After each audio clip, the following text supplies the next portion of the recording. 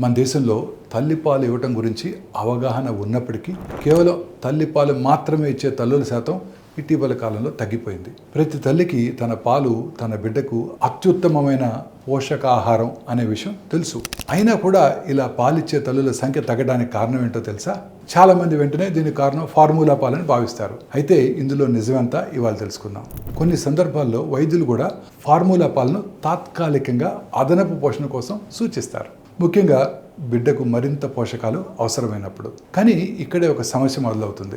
చాలా మంది తల్లులు త్వరగా పనికి వెళ్లాల్సి వస్తుంది, ఇంటి బాధ్యతలు కూడా చూసుకోవాలి. అలా మొదట అదనంగా ఇచ్చే పాలు కొద్ది కాలానికి తల్లిపాల స్థానాన్ని తీసుకుంటాయి. ఇంకా ప్రసూతి సెలవులు సరిపోకపోవడం, సిజేరియన్ సెక్షన్ ప్రసవాలు పెరగటం, మారుతున్న జీవనశైలి, ఇవన్నీ కూడా ఈ తగ్గుదలకు కారణాలు అవుతున్నాయి. కాబట్టి సమస్య అనేది ఫార్ములా పాలలో మాత్రమే లేదు.